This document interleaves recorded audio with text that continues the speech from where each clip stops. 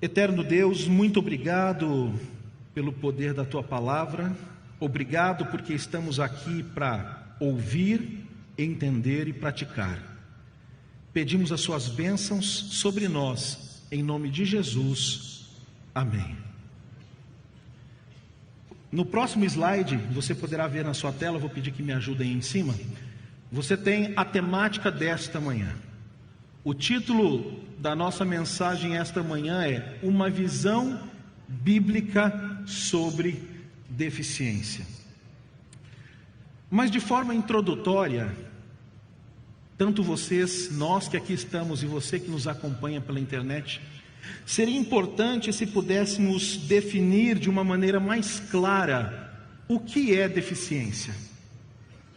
Deficiência é uma característica que torna um ser humano incapaz de desenvolver alguma atividade que as pessoas ao seu redor normalmente desenvolvem de maneira simples. Por exemplo, se eu disser, eu não posso voar, isso não é uma deficiência, porque nenhum ser humano pode voar de maneira natural.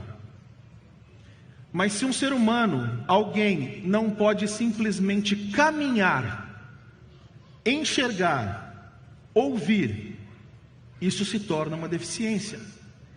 Isso é uma deficiência, porque os que estão ao seu redor fazem isso de maneira simples.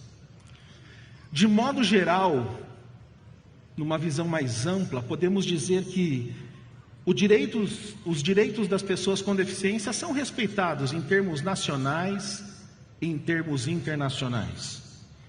Porém, nem sempre no dia a dia isso acontece de forma prática e às vezes, sem perceber, nós desrespeitamos um desses direitos ou alguns desses direitos e trazemos à vida das pessoas com deficiências marcas de desigualdade, preconceito e até discriminação.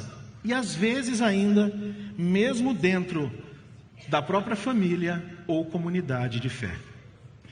Quando nós trazemos isso para o contexto da igreja, de maneira triste, precisamos reconhecer que um dos principais motivos para haver discriminação para com as pessoas com deficiência é uma interpretação equivocada de como a Bíblia lida com essa questão. Não é um texto que estudaremos esta manhã, talvez em outra oportunidade, mas se você der uma lidinha lá em Levítico capítulo 21, dos versos 16 a 24, há uma ordem explícita de Deus para que ele comunique a Arão que todos os descendentes dele que tivessem alguma deficiência, e ali Deus lista 12 delas, não poderiam servir no templo como sacerdotes. Eles eram sacerdotes em termos passivos, mas não poderiam servir, atuar no santuário. E muitas pessoas, interpretando esse texto de forma equivocada, acreditam que Deus tem preconceito para com as pessoas com deficiência.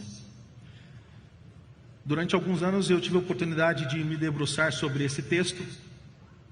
E se você quiser depois buscar na internet a perfeição física e a atividade sacerdotal, você poderá encontrar e ler esse trabalho de aproximadamente 100 páginas. Mas eu queria, na próxima tela, ler com você o primeiro texto desta manhã. Abra sua Bíblia em 1ª Epístola de João, capítulo 3, verso 1. Está escrito assim: vejam que grande amor o Pai tem concedido, a ponto de sermos chamados filhos de Deus, e de fato somos filhos de Deus. É muito claro desde o início das Escrituras que a humanidade, o ser humano, ele é uma criação intencional de Deus. E ele é criado, o ser humano, num contexto de amor. O Evangelho de João, que logo no seu início faz um eco a Gênesis 1:1, no princípio. Na sua epístola, o evangelista aqui nos mostra esta verdade, de que a criação de Deus ela é intencional e num contexto de amor. Quando lemos, veja comigo o próximo texto bíblico, quando lemos o Salmo 145, verso 9, lá nos diz que o Senhor é bom para todos, e suas misericórdias permeiam todas as suas obras. Desse modo, como seres humanos criados em amor, como obras da criação de Deus, deveríamos governar o mundo também em amor, porque é lógico que um Deus que cria suas criaturas em amor, espera que essas criaturas governem e vivam também em amor. A Bíblia apresenta uma visão muito superior da criação humana, onde tanto homens e mulheres são apresentados sendo criados à imagem e semelhança de Deus. No próximo texto você vê comigo escrito, Gênesis 1, 26 e 27, e Deus disse, façamos o homem à nossa imagem, conforme a nossa semelhança. Assim Deus criou o ser humano à sua imagem, a imagem de Deus os criou, homem e mulher os criou. Deus cria o homem e a mulher perfeitos e iguais, formados à imagem dele. Porém, temos que reconhecer que hoje, agora, depois da queda, estamos separados de Deus e suscetíveis a todo o mal e sofrimento que passaram a fazer parte da raça humana. No próximo texto, nós lemos que quando ouviram a voz de Deus, tanto o homem quanto a mulher, eles se esconderam da presença do Senhor.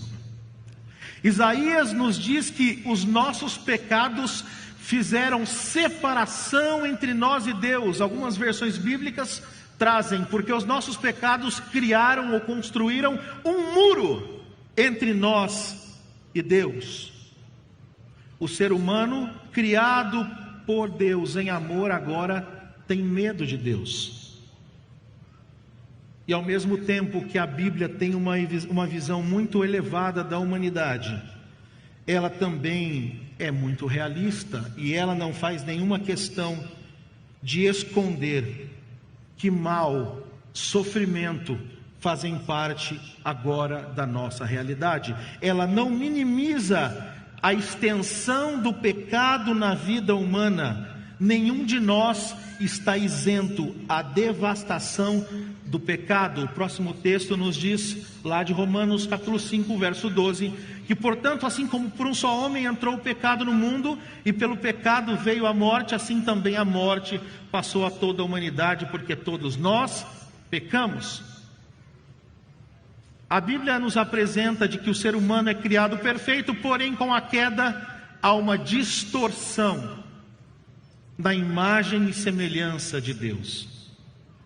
E antes eu já queria começar enfatizando de que Deus não criou ou cria pessoas com deficiência. Deus cria pessoas, mas o mal que é inerente ao mundo em que vivemos faz com que algumas dessas criações venham ao mundo de forma distorcida. Podemos adiantar desde já que a palavra de Deus é explícita em apresentar a ideia de que somos criados à imagem e semelhança de Deus, e isso escancara para nós a verdade de que todos são iguais perante Deus, perante o Eterno. E esse amor de Deus, ele é demonstrado de forma ainda mais escancarada, expressiva, no ministério de Cristo, que ia ao encontro de todo tipo de pessoa, demonstrando a preocupação especial de Deus para com as pessoas que são desfavorecidas e excluídas. Veremos isso mais detalhadamente um pouco à frente. Voltando agora um pouco ao Antigo Testamento, quando nós vamos ao Antigo Testamento, nós de cara descobrimos que o Antigo Testamento ele exige um respeito total à dignidade de qualquer pessoa que possua alguma incapacidade. E essa ligação, a ligação desta ideia, está também ligada à ideia de que todo ser humano deve temer a Deus. Ou seja, o Antigo Testamento parte do princípio que os mais fracos, eles não têm condição de causar nenhum tipo de dano ou temor a terceiros, independente de suas limitações. Então, qualquer pessoa deve temer a Deus, que é quem se coloca na frente e defende os mais vulneráveis, aqueles que têm alguma incapacidade. Na tela nós lemos o texto de Levítico, capítulo 19, verso 14, que diz assim: não amaldiçoe o surdo, nem ponha tropeço diante do cego, mas tema seu Deus, eu sou o Senhor. Esse finalzinho, mas tema o seu Deus, numa leitura mais literal do texto hebraico, parece trazer literalmente: mas é de Deus que você deve ter medo. Qual é a ideia por trás disso? Enquanto os incapacitados não podem cobrar respeito ou honras para si mesmos, o Senhor, o Deus histórico defensor daqueles que são mais simples e fracos, é quem ouve o clamor dessas pessoas, e é Ele que os defende e cobra desses terceiros respeito à dignidade de toda pessoa com deficiência. Nós temos outros preceitos no Antigo Testamento, que não vamos ler na tela, mas eu poderia citar, por exemplo, Deuteronômio 27:18, que diz: maldito aquele que fizer o cego errar o caminho. Um preceito que apresenta a nós uma ideia de proteção para com aqueles que têm alguma incapacidade. Ou poderia citar, por exemplo, Jó, capítulo 29, verso 15, onde Jó se diz querido por Deus, porque ele era o olho do cego e o pé do coxo. Está escrito lá em Jó 29:15: eu era os olhos do cego e os pés do incapacitado. Muitas outras passagens do Antigo Testamento, queridos, trazem inferências de que Deus exige respeito e tolerância para com as pessoas com deficiência. O Antigo Testamento, de forma, em vários textos não explícitos, mas com inferências, ele apresenta de que as pessoas com deficiência eram pessoas que demandavam cuidado e tinham respeito no antigo Israel bíblico. Eram pessoas desprotegidas, as quais em algum momento da história deveriam ter a sua situação redimida.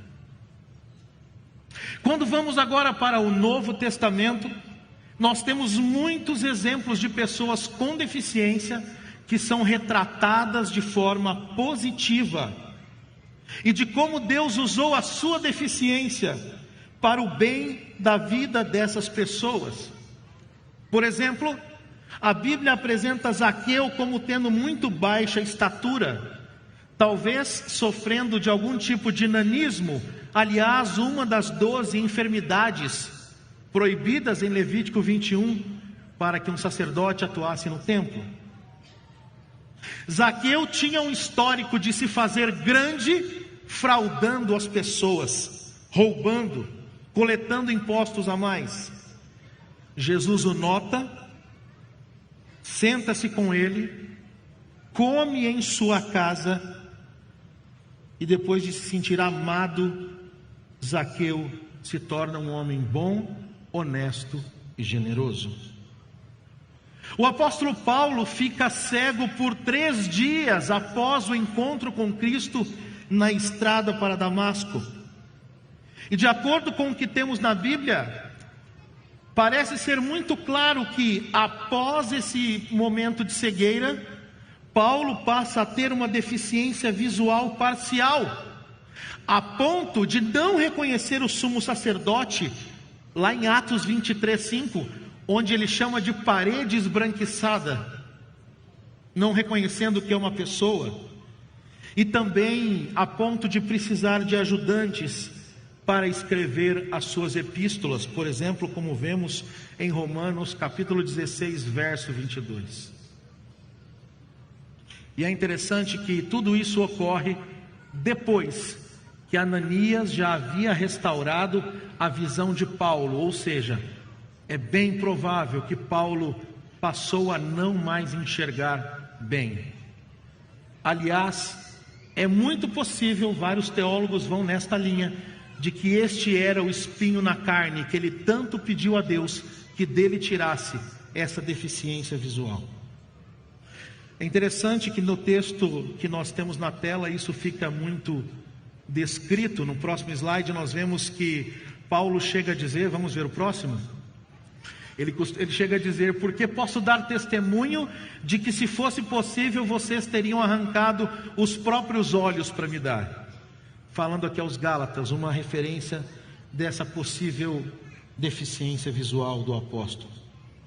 E esses são apenas alguns dos relatos de muitos exemplos que poderíamos dar aqui, de pessoas com deficiência que foram vitais para o cumprimento do propósito de Deus na humanidade. Voltando a Paulo, alguém que escreveu, por exemplo, aproximadamente metade do Novo Testamento, que pregou para todo o mundo próximo conhecido de seus dias. Essa perspectiva dá ao cristianismo, meus queridos,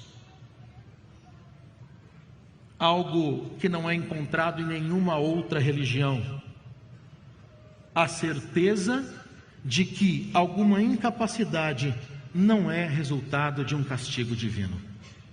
Aliás, analisando através do contexto bíblico, nós podemos afirmar que não existe qualquer conexão direta entre deficiências e a prática de pecados, visto que tais incapacidades, como já falamos, são inerentes ao mundo de pecado que vivemos, um mundo marcado pela presença do pecado. Por isso, mesmo que ainda hoje muitos creiam nisso, podemos afirmar que a deficiência não é necessariamente resultado de uma vida de pecados, resultado de uma vida sem fé em Deus, ou mesmo resultado de uma vida marcada pela punição divina. Os evangelhos e o livro de Atos estão cheios de episódios de curas de pessoas. Jesus, ele cura muitas pessoas, nós encontramos isso. Mas se nos atermos mais especificamente às narrativas dos evangelhos, especialmente a Marcos e a João, vamos perceber que existem ali muitas cenas carregadas de grande simbolismo, onde Cristo cura muitas pessoas com várias deficiências. As mensagens e as ações de Cristo trazem à tona a exata visão de como Deus lida ou enxerga as pessoas com deficiência. Nos evangelhos encontramos na vida de Cristo a cura de pessoas cegas, paralíticas, surdas, leprosas e com diversos tipos de deficiências, até mentais. Aliás, eu queria abrir um parênteses aqui, falando das pessoas que possuem algum tipo de limitação intelectual ou mental. O Senhor Jesus, ele reconhece que a comunicação mais profunda de Deus não veio em palavras à mente dos sábios, como lemos no próximo texto.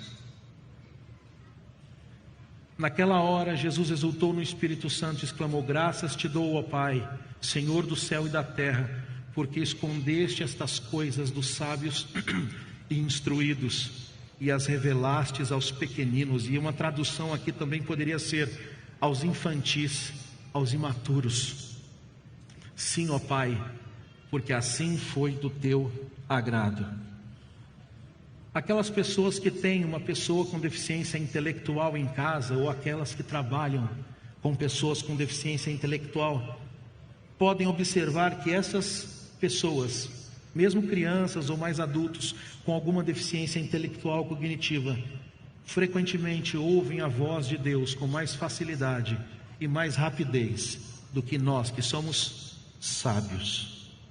Muitas dessas pessoas são vistas como tolas, mas Deus, como vemos no texto de 1 Coríntios, que estará para você na tela, como vemos agora no próximo texto, Deus diz através de Paulo, ele diz que a loucura de Deus é mais sábia do que a sabedoria humana, e a fraqueza de Deus é mais forte do que a força humana. Assim nós podemos dizer que há um propósito especial de Deus também na vida das pessoas que têm alguma deficiência intelectual ou cognitiva. Há um escritor, na próxima tela você verá a citação, Amos Yong, é o que mais escreve a respeito desse, um dos que mais escreve. Ele diz: se as pessoas com deficiência intelectual representam a tolice do mundo, o que nos impede de vê-las como incorporando a sabedoria de Deus?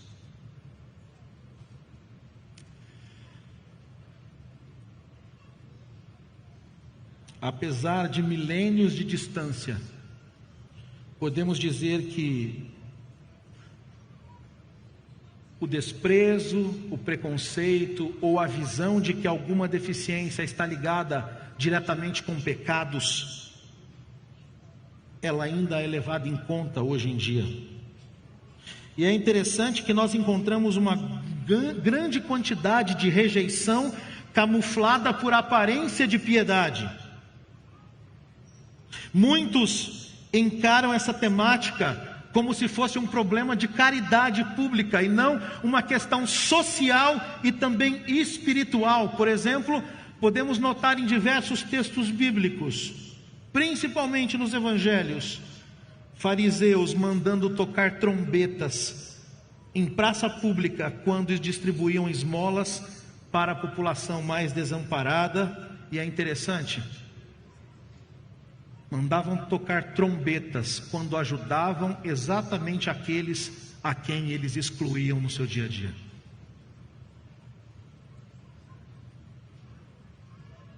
Jesus, queridos, ele tem um ministério inclusivo, assumindo sobre si tudo o que é humano, inclusive as marcas físicas, a deficiência.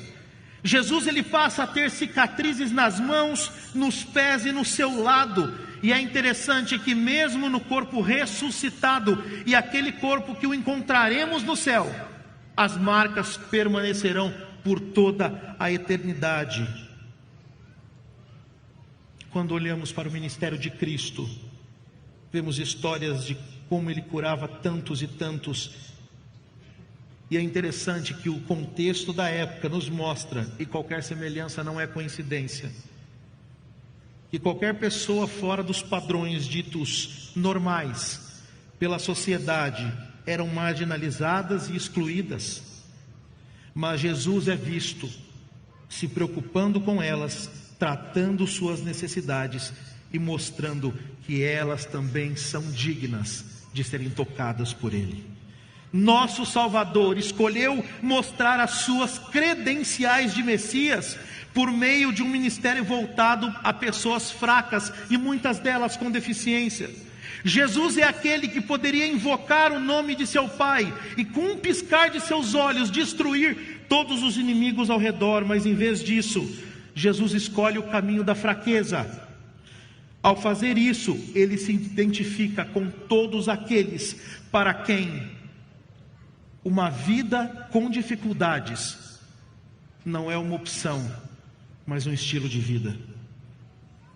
Porque alguns podem escolher estar em dificuldades, outros não têm opção. Jesus também é um mestre que serve, e é interessante que o seu exemplo para nós, do corpo que é dado na Bíblia, como é dito, para que o corpo funcione plenamente, devemos nos ajudar uns aos outros. Por isso, na Igreja de Cristo, não somente a comunidade deveria servir as pessoas com deficiência, mas também deveria se permitir ser servido por elas. Devemos nos servir uns aos outros como irmãos e irmãs, e devemos estar preparados para aprender a guiar esses que têm mais necessidade, mas muitas vezes também a sermos guiados e liderados por esses que têm alguma deficiência. Quando olhamos para o ministério de Cristo, percebemos que ele é totalmente inclusivo. Na verdade, poderíamos dizer que o que Cristo fez em seus dias foi algo totalmente revolucionário, tendo em vista que ele acolhe, abraça, compartilha alimento, caminha com pessoas com doenças contagiosas, com deficiência, párias da sociedade, estrangeiros. A vida de Cristo, ela só tem o impacto que tem, não só por causa de suas palavras, mas por causa dos seus ensinamentos e da sua prática.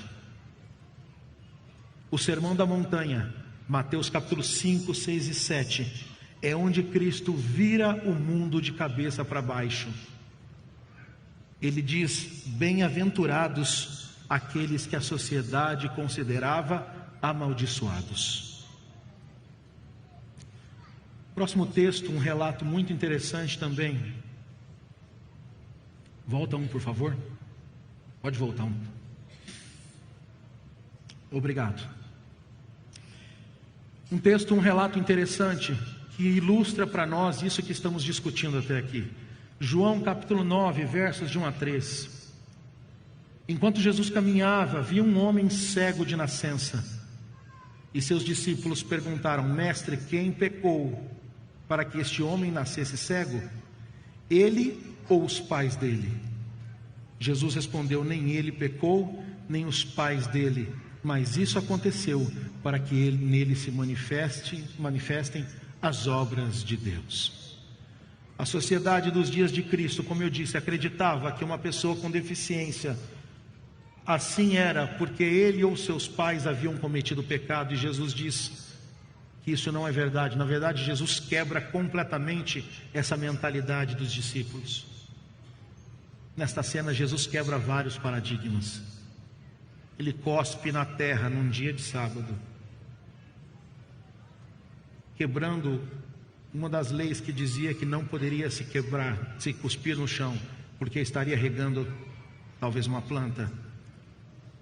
Ele faz barro, lodo nas suas mãos e coloca nos olhos daquele homem, e há uma ligação direta deste lodo, deste barro que Cristo faz, com aquele barro que ele também havia feito em Gênesis, quando cria o homem. A mensagem aqui é: eu crio e eu tenho poder para recriar.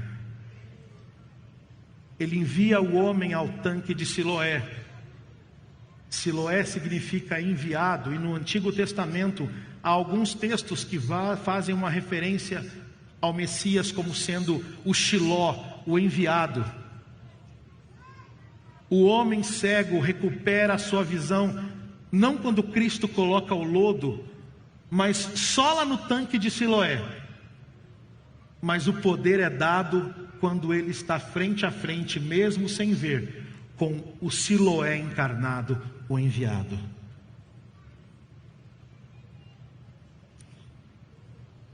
A deficiência, meus queridos, é apresentada na Bíblia como algo que chama a atenção de Deus.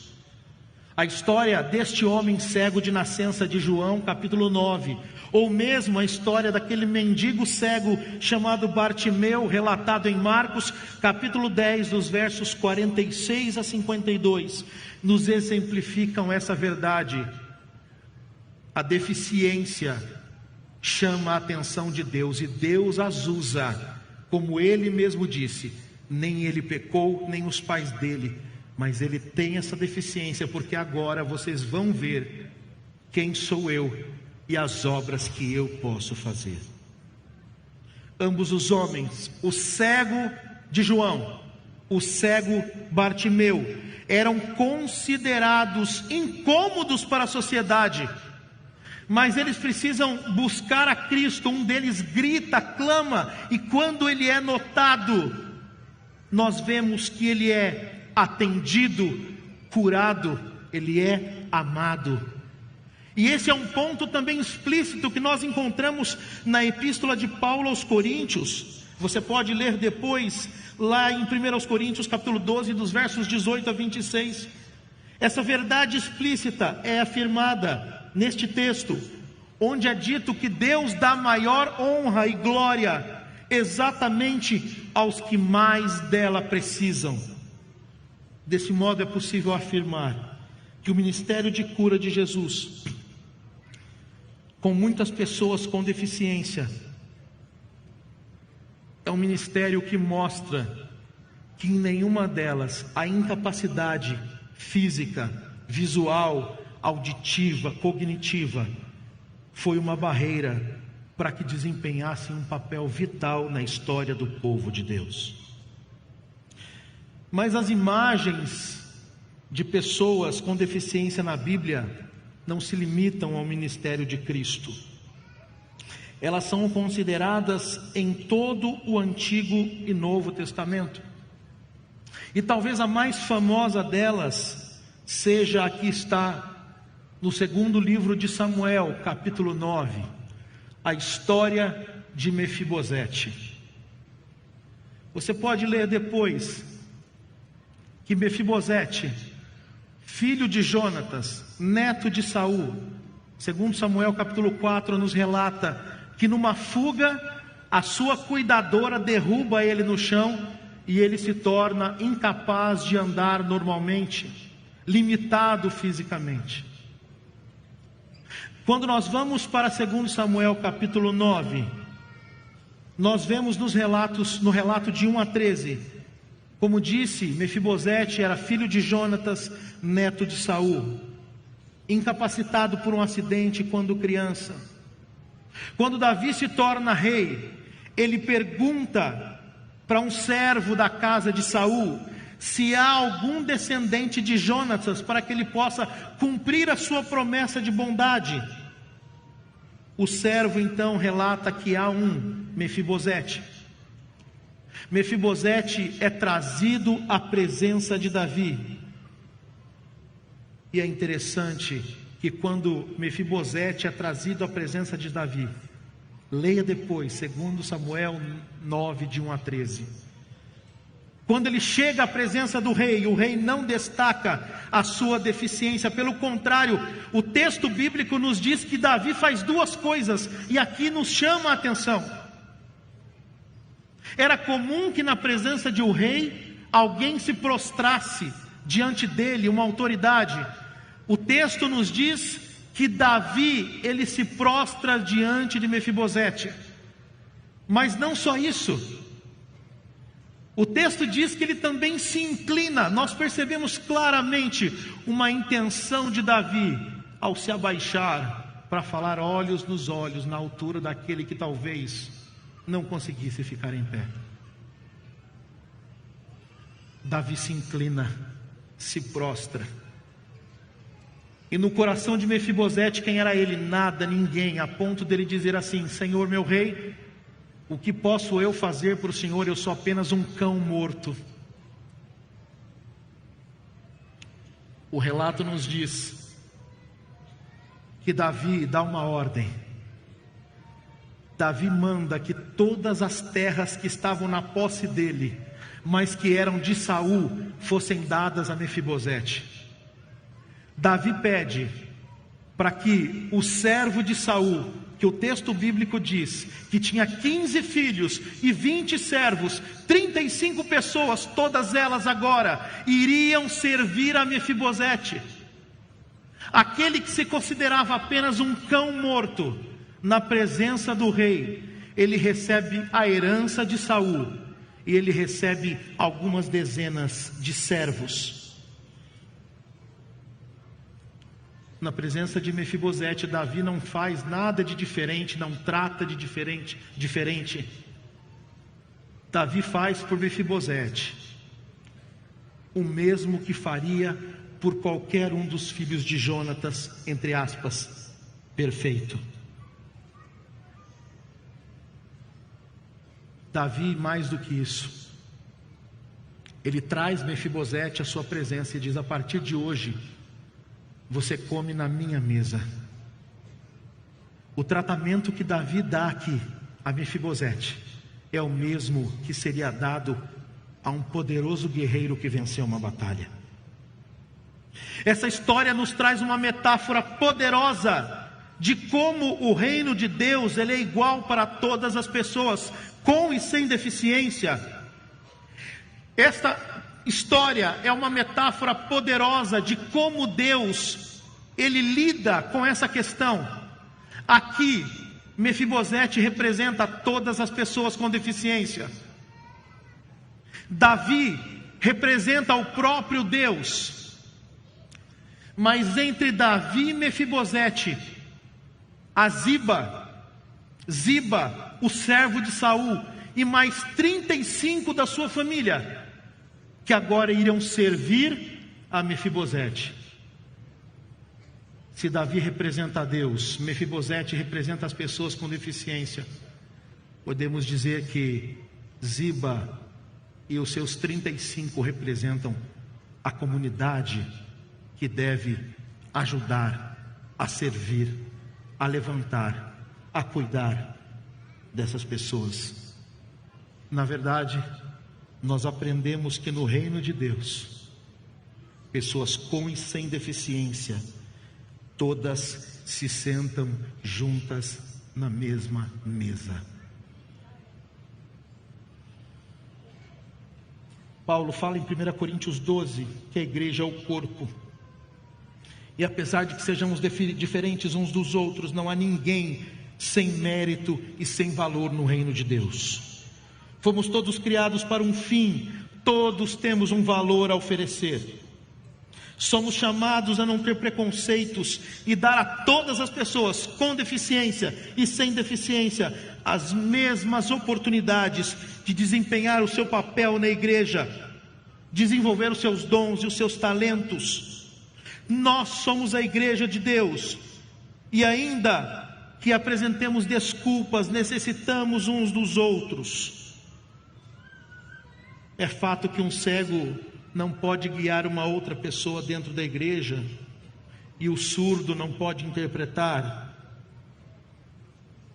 mas talvez, e sempre há algo que possam fazer. A acessibilidade deve fazer parte da igreja de Deus. E quando eu falo de acessibilidade, eu estou falando muito mais do que piso tátil, do que vagas para pessoas com deficiência no estacionamento, do que corrimão nas escadas e corredores. As maiores barreiras que existem na igreja para as pessoas com deficiência não são físicas e arquitetônicas, elas são atitudinais. A igreja, como corpo de Cristo, deve valorizar a todos, mesmo os que parecem mais fracos. Todas as pessoas são indispensáveis à comunidade. Uma igreja saudável é aquela onde todos são servidos e todos servem. A inclusão precisa acontecer em todas as áreas da igreja. No cuidado pastoral, na descoberta e uso dos talentos e dons espirituais, nos programas de educação na igreja, na equidade de vagas e oportunidades de trabalho, nos programas evangelísticos e nos serviços de adoração. E eu quero encerrar, não com palavras minhas, mas inspiradas. E se você esquecer de tudo do que eu disse até agora, não esqueça das palavras inspiradas de Ellen White, que aparecem na tela para você agora.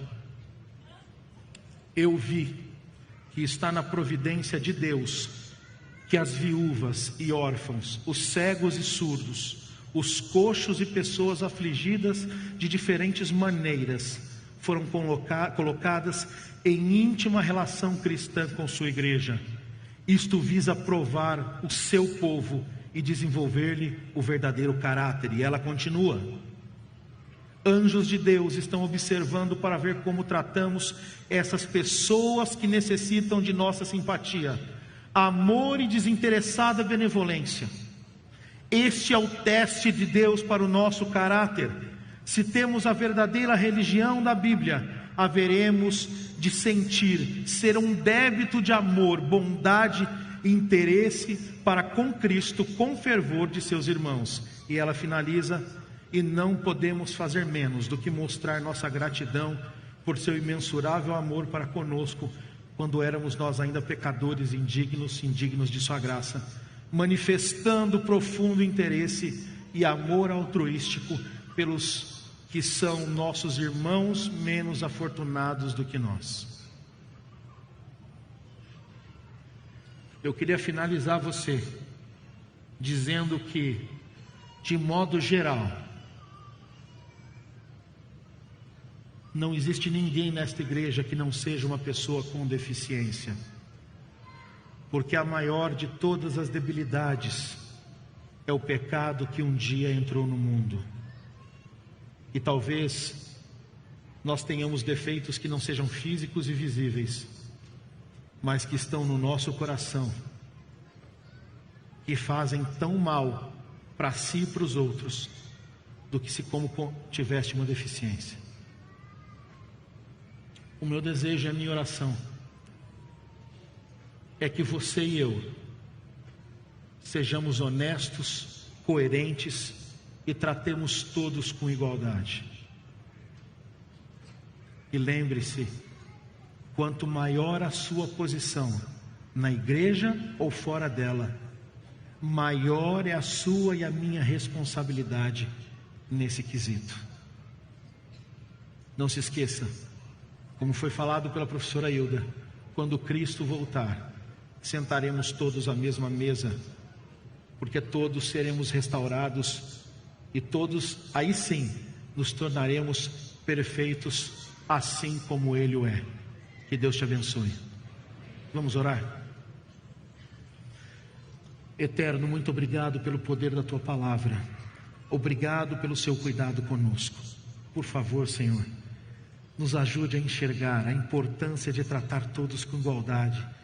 Nos ajude a enxergar o compromisso de levar as pessoas que têm alguma deficiência consolo, ajuda. As que estão na igreja e precisam de nós, e as que estão fora daqui, que sintamos o compromisso de levar a elas a verdade de um Salvador que é inclusivo, que não faz acepção de pessoas. Abençoe-nos, cuida de nós, pedimos em nome de Jesus, amém.